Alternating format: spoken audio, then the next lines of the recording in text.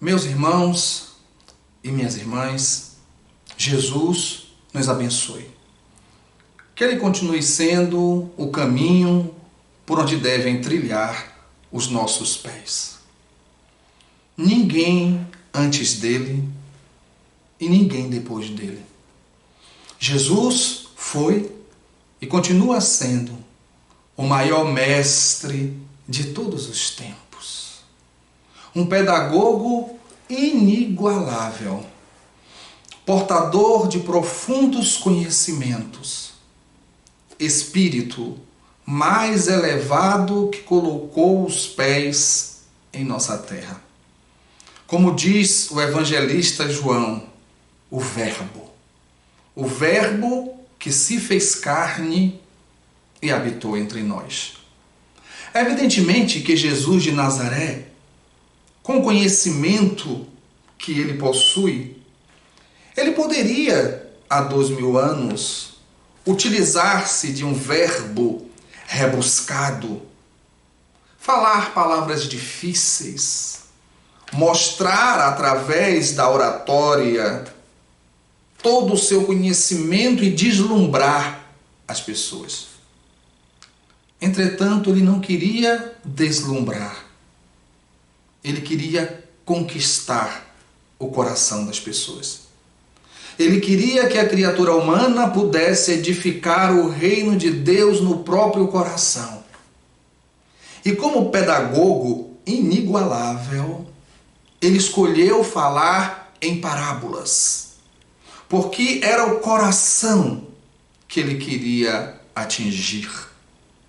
Mas ele não contava apenas histórias, não. Ele tinha uma metodologia. Ele falava daquilo que o povo conhecia. Então, se ele fosse falar para os pescadores, ele ia falar das redes, dos peixes, do mar. Falando para agricultores, ele ia falar da semente, do grão de mostarda, do trigo, do joio. Falando para homens do comércio, ele falaria dos talentos, das dracmas. E hoje nós vamos falar sobre uma das suas parábolas. E olha que foram mais de 30 parábolas. A parábola da candeia, tendo como livro base Parábolas e Ensinos de Jesus, de Caibá Schutel.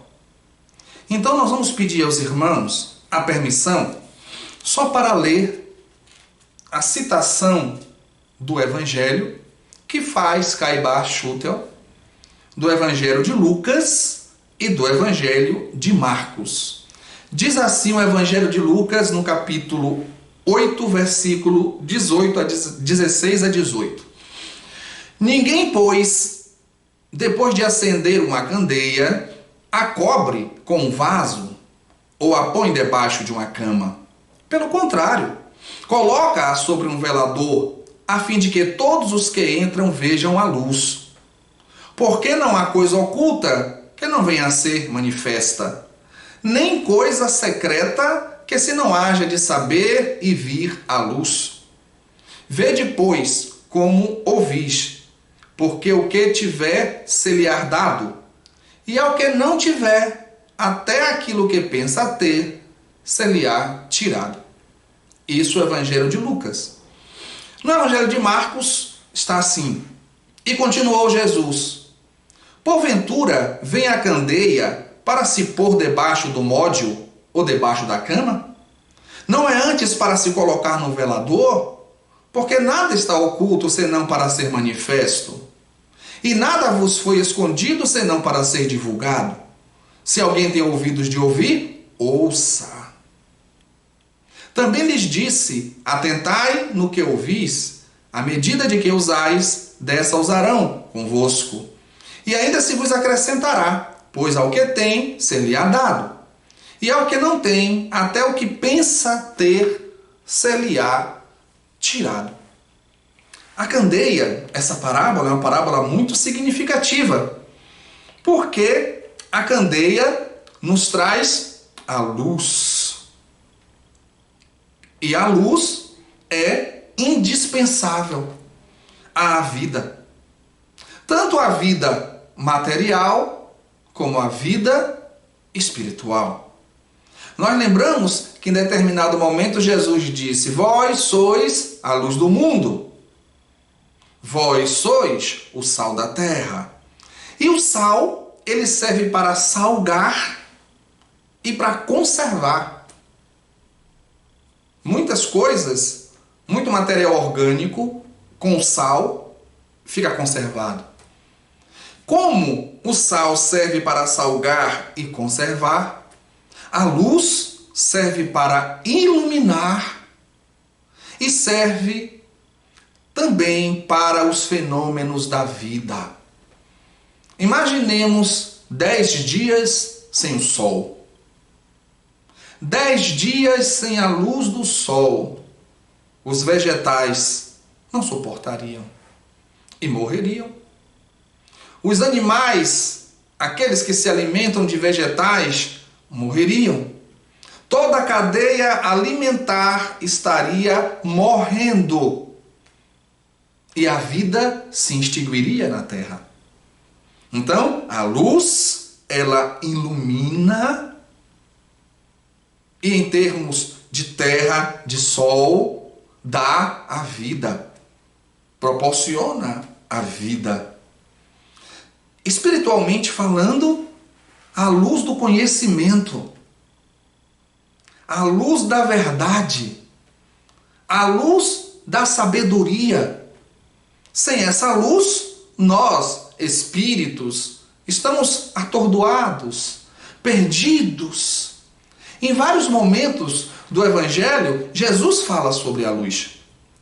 Tem um momento que ele diz que os olhos são a candeia do corpo. E se os olhos são iluminados e veem a luz, todo o corpo está iluminado. Entretanto, se os olhos que é para ter a luz estão em trevas, quão grande serão essas trevas? Então a luz, ela é importante na vida material e ela é importante na vida espiritual. E Jesus disse: de que adianta acender essa luz e colocá-la debaixo do módio, debaixo da cama, debaixo do alqueire? É como se nós não tivéssemos a luz. Porque se você tem a luz e esconde, você não ilumina. E se a luz perde a sua finalidade, de que adianta estar em nossas mãos? Por isso que ele disse que aquele que tem, terá mais. Se você ilumina, se você usa a sua luz para iluminar, você terá mais luz ainda. Mas aquele que não tem, ou seja, aquele que pega a luz e esconde, até essa luz que ele pensa em ter, ele perderá. Não tem um ditado que diz assim: o primeiro que acende a luz é o primeiro a se iluminar? Ora, se você está com a candeia, se você está com a luz e você coloca ela debaixo do alqueire, debaixo da cama, você deixou de iluminar os outros, mas também ficou na escuridão. Olha que coisa. À medida que você dá a luz, você se ilumina. À medida que você esconde essa luz, você proporciona ao outro escuridão e você mesmo penetra na escuridão. Esconder a candeia debaixo da cama, debaixo do alqueire, como Jesus fala, ou do módio, como ele diz, levando para o ponto de vista espiritual, intelectual, é como você ter o conhecimento e monopolizá-lo. Você ter o conhecimento e esconder esse conhecimento. Por exemplo, agora nós estamos vivendo a pandemia do Covid-19, do coronavírus. Pesquisadores do mundo inteiro estão debruçados dia, noite, madrugada, tentando encontrar a vacina ou a medicação que cure, que evite que as pessoas entrem em insuficiência respiratória e morram. Já pensou se um deles encontra essa cura e guarda? Eles pegam a cura no laboratório e pegam toda essa pesquisa e jogam debaixo da cama. De que vai adiantar? Ela tem que ser divulgada. É o que Jesus disse, coloca no velador. Coloca num lugar alto para que essa luz ilumine a todos. Ela que tem que ser divulgada. O mesmo pensamento em relação a essa candeia espiritual. As revelações. E aí eu penso uma coisa que é interessante e que às vezes as pessoas não atentam. Quando companheiros espíritas não levam os seus filhos para a evangelização na casa espírita. Isso é incoerência. E dizem assim, quando eles crescerem, eles vão decidir se eles vão ser espírita ou não. Isso é um absurdo. Se você conhece uma verdade, se você conhece um caminho, se lhe apresentam Jesus como nunca antes, como você não vai apresentar os seus filhos? Então deveria se fazer a mesma coisa com o estudo oficial das escolas. Deixa o menino crescer. Deixa a menina crescer, depois que ela tiver adulta, ela vai escolher se vai estudar ou não. Se vai para a escola ou não. E como é que a gente faz? A gente faz isso? Não. Levamos o nosso filho para a escola. Quando ele tiver adulto, se ele não quiser continuar os estudos, fazer faculdade, é uma decisão dele. A mesma coisa em relação ao espiritismo. Levo meu filho, levo minha filha para a evangelização, para a juventude espírita. Depois que se tornarem adultos, se eles não desejarem seguir a doutrina, eles vão seguir o caminho que quiserem. Isso é colocar a candeia no velador, para que todos possam ver. Jesus continua dizendo que nada fica escondido. Nada há escondido que não venha a ser revelado. Isso quer dizer que a luz é impossível se conter a luz. Mais cedo ou mais tarde, ela brilha. A verdade, ela brilha. A luz da verdade aparece. E aí eu lembro de uma história muito interessante, que diz assim: a mentira é como uma pedra, a verdade é como isopor. O homem pega a mentira, envolve a verdade com a mentira, amarra e joga no mar da vida. Como a pedra, que é a mentira, é pesada, ela leva a verdade lá para o fundo. Mas com o passar do tempo, com o caminhar das ondas, com o movimento do mar, que significa o movimento da própria vida, essa corda vai sendo rompida e apodrecendo. E depois se rompe. A pedra, que é pesada, fica lá embaixo. E o isopor, que é leve, a verdade, sobe e boia. E todo mundo vê. A verdade, todo mundo vê. Jesus diz para colocar a luz no velador. E a qualidade dessa luz depende do combustível.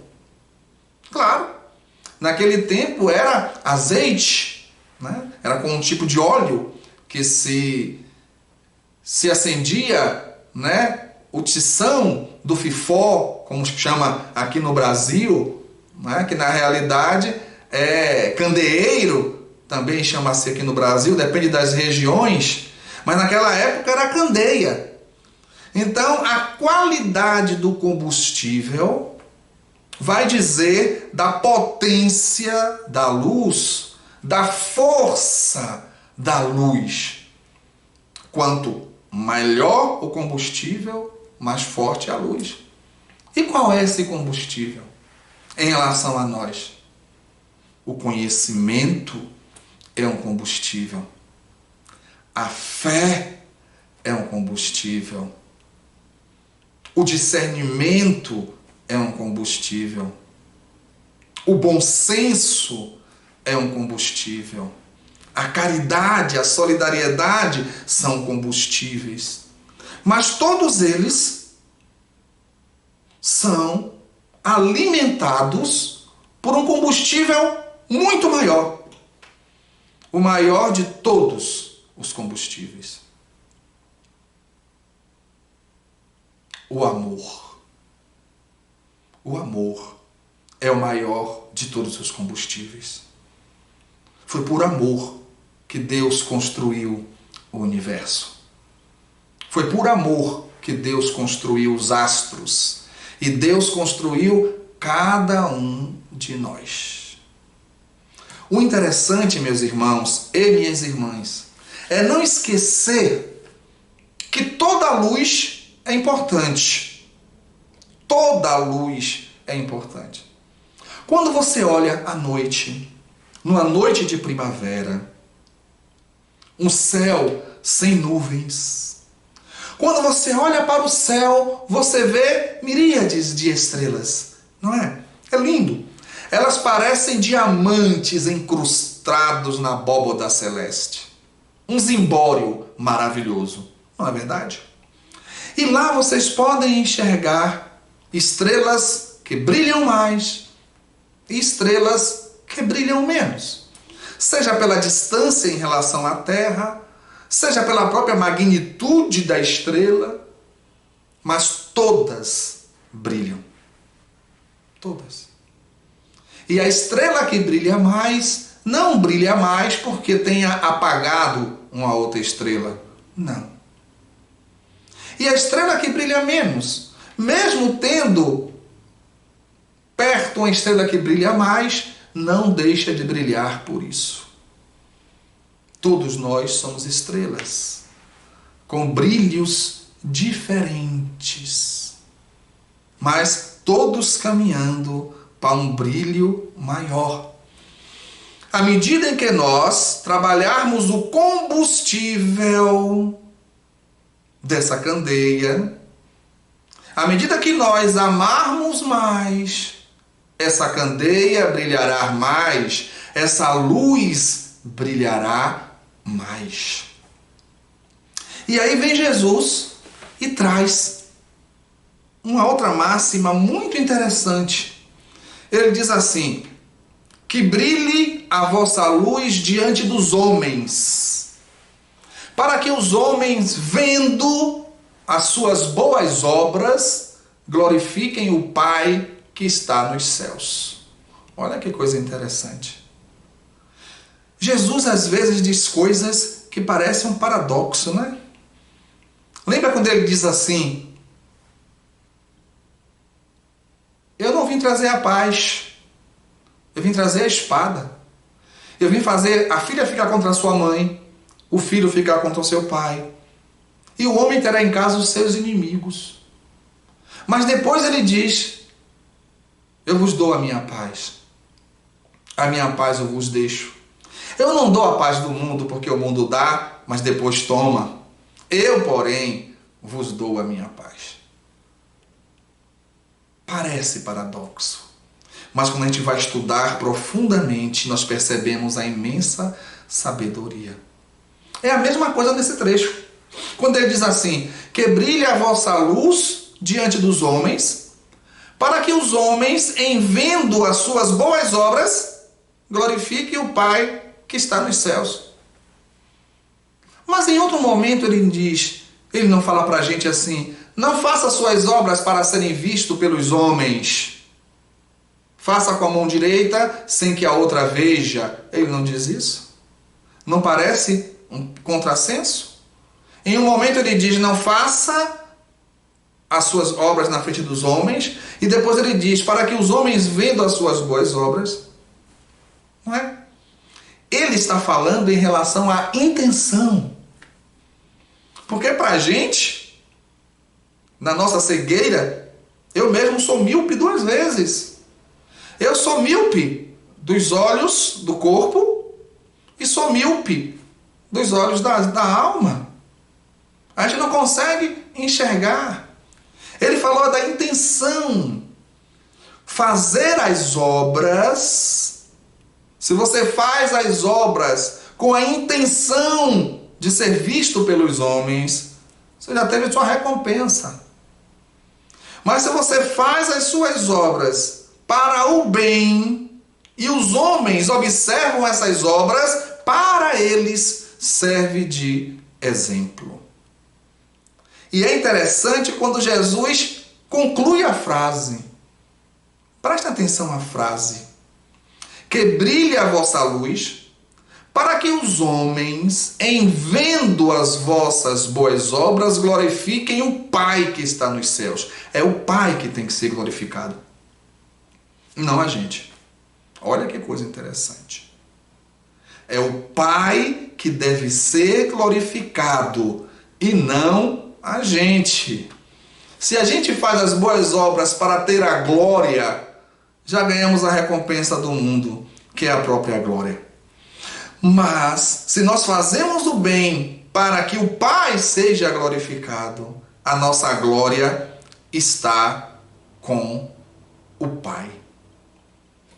Observe ainda nessa mesma frase que Jesus diz: brilhe a vossa luz para que os homens possam ver as vossas boas obras. Ou seja, a nossa luz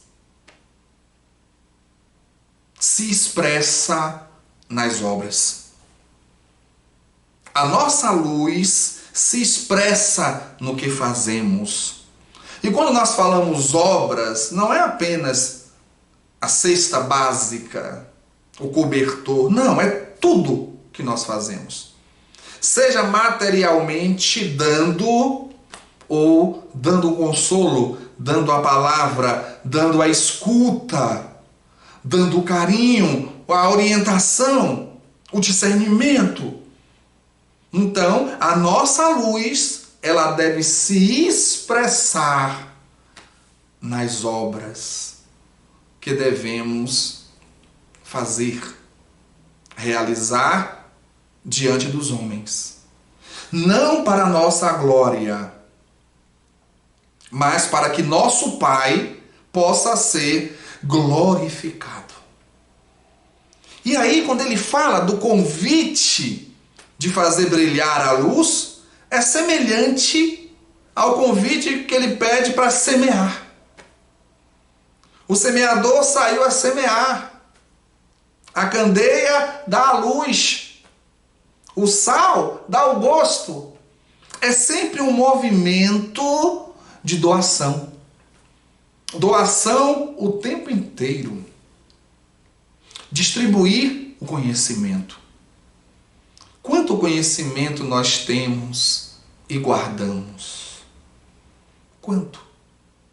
Temos que vencer a timidez, vencer o medo, para dar ao outro aquilo de bom que nós temos. Quanta bondade! Voltamos ao caso que nós estamos vivendo agora do coronavírus. Quantas pessoas estão aí servindo, ajudando, amparando as pessoas? Quantas e quantas e quantas? É o amor que está lá dentro. Todo ser humano é bom, porque todo ser humano é divino. Deus não cria nada ruim. Muitas vezes nós precisamos de estímulo.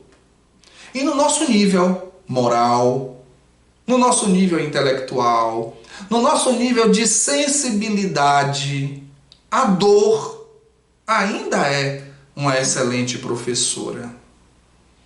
porque ela nos instiga, ela nos impulsiona. A dor nos tira da zona de conforto, nos convidando a fazer com que essa luz possa brilhar. Não existe ninguém tão bom na terra que não caia, que não cometa erros. E não existe ninguém tão ruim na terra que não seja capaz de fazer o bem, de amar e de servir. Vamos fazer a nossa luz brilhar, distribuindo conhecimento, distribuindo bondade, distribuindo espiritualidade e propagar isso. Peguemos o exemplo de uma vela. Se você acende uma vela, essa vela vai aos poucos, né? O fogo vai consumindo a cera da vela. E ela vai diminuindo. Mas se você pega essa vela que você acendeu e acende outra vela, e acende outra vela, e acende outra vela, e sai acendendo velas, e acendendo velas, e acendendo velas, o que vai acontecer com a luz? Ela vai se multiplicar. Ela vai se propagar. Se você guardou essa luz, essa vela só para você, ela vai descendo, vai chegar um momento que vai fazer tss, e vai se apagar na própria cera.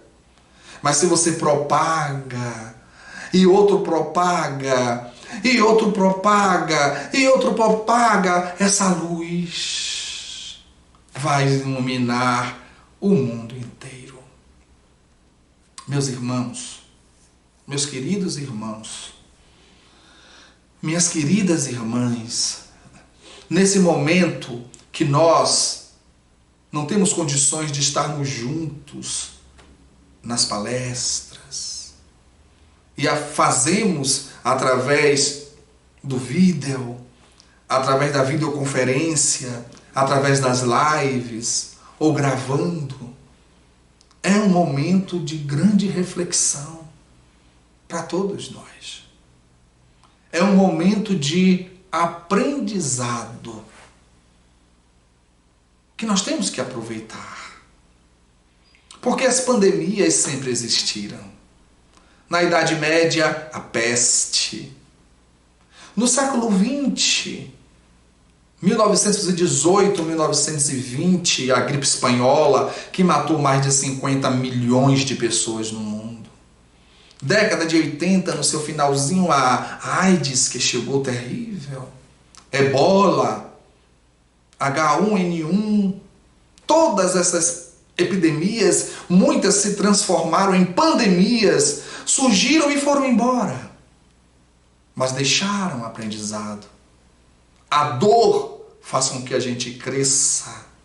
E a lei de destruição, como nos ensina o livro dos Espíritos, é necessária para o progresso, porque a destruição é aparente. A destruição é material, na realidade não há destruição, há transformação. O espírito é imortal. Lembremos da Segunda Grande Guerra, que depois surgiu a Declaração Universal dos Direitos Humanos. Depois surgiu o Japão como potência. Evolução nas cirurgias, evolução nos transplantes, evolução nas ciências. E acreditamos nós que o coronavírus é para que tenhamos uma revolução nas relações. Na relação do ser para consigo, na relação do ser para o com outro, na relação entre as nações, para que possamos perceber que o poder não é tão sólido como parece, que fisicamente temos que analisar a nossa finitude, que não é uma possibilidade, é uma certeza, E aí lembramos que lá no orfanato, uma das cuidadoras disse: seu Cláudio, com essa pandemia, será que eu vou morrer? Eu digo: olha, que você vai morrer, vai. Não sei se vai ser agora nessa leva, mas você vai morrer. Porque a gente coloca a morte como se fosse uma possibilidade. A morte não é uma possibilidade. A morte física é uma fatalidade. Ela vai acontecer. Não importa quando, mas ela vai acontecer. Então, nós temos que perceber esse momento como uma grande oportunidade de crescimento. Toda mudança é precedida por uma crise. Toda crise traz desconforto, traz turbulência, porque toda crise nos tira da zona de conforto e nos convida para uma mudança de postura. O vírus não respeitou as fronteiras entre as nações. As fronteiras são só materiais. O vírus não respeitou os muros, os ricos ou pobres, negros ou brancos. Não.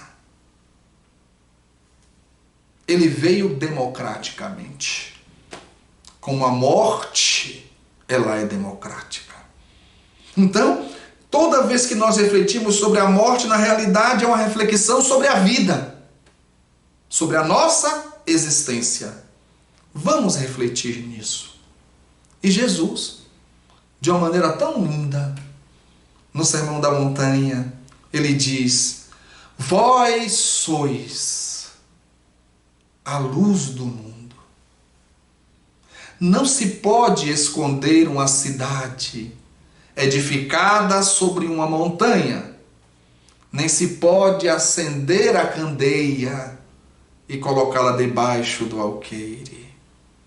Faça, pois, brilhar a vossa luz, para que todos possam ver a sua luz e, em vendo as suas boas obras, possam glorificar o Pai que está nos céus. Então, meu irmão, você que está me ouvindo, minha irmã, você que está me ouvindo, qual é a sua candeia? Qual é a sua luz? Você pensa que não tinha? Mas você tem. Você é filho de Deus. Você é filha de Deus. O nosso Pai é o ser maior do universo. E em termos espirituais, nós somos sua imagem e semelhança. Consequentemente, nós somos luz e somos amor. Qual é a sua luz? Onde ela está? Será que ela está embaixo do alqueire? Embaixo da cama?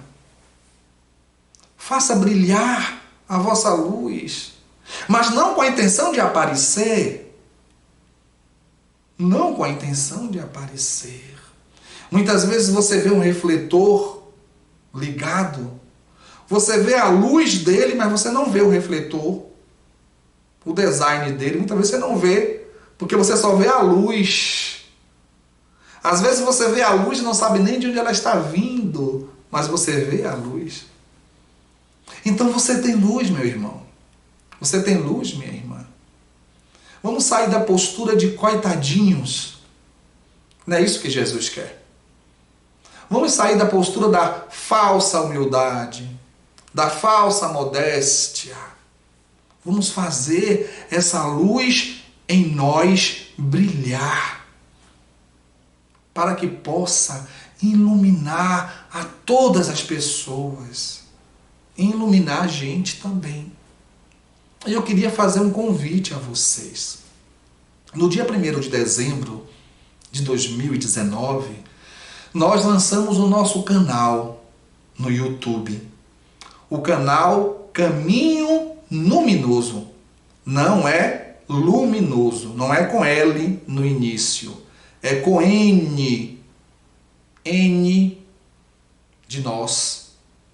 Caminho Luminoso.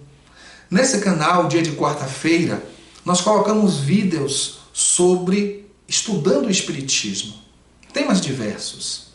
A gente coloca temas de reencarnação, mediunidade, obsessão, depressão. E dia de sábado, nós colocamos temas sobre encontro com Jesus. Só da vida de Jesus. As profecias, o nascimento, a infância, onde ele viveu dos 13 aos 30. As suas parábolas, os seus ensinos, os seus fenômenos, os seus discípulos, as mulheres que acompanharam ele. Entre lá no nosso canal, se inscreva. Como foi no dia 1º de dezembro do ano passado, que nós iniciamos, 2019, vá lá na playlist. Nós temos mais de 30 vídeos, tanto de quarta-feira estudando o Espiritismo, como do sábado, o encontro com Jesus. Essa também é uma forma de fazer brilhar a nossa luz. E a nossa luz brilha mais ainda quando nós amamos. O amor é o combustível dessa luz. Que a gente possa amar cada vez mais. Entendendo que o amor é a doação sem espera de recompensa. A alegria de amar já é, para aquele que ama, o suficiente. Não precisa que o outro devolva mais nada. Só em ter a possibilidade de amar já é a recompensa do próprio amor. Que nós possamos colocar esse combustível em nossa candeia. Que nós possamos amar e servir. Nos dedicar cada vez mais ao autoconhecimento, à nossa reforma íntima, à edificação do reino de Deus em nossos corações. E fazer aquilo que Jesus disse: brilhe a vossa luz, para que os homens, em vendo vossas boas obras, possam glorificar o Pai que está nos céus. Porque não adianta acender a candeia e colocá-la debaixo do alqueire, debaixo da cama, debaixo do módio, porque não vai iluminar ninguém, nem a você que acendeu a candeia. A candeia deve ser acesa por nós, ser colocada no velador e brilhar, brilhar, brilhar sempre. Que Jesus nos abençoe e esteja conosco sempre.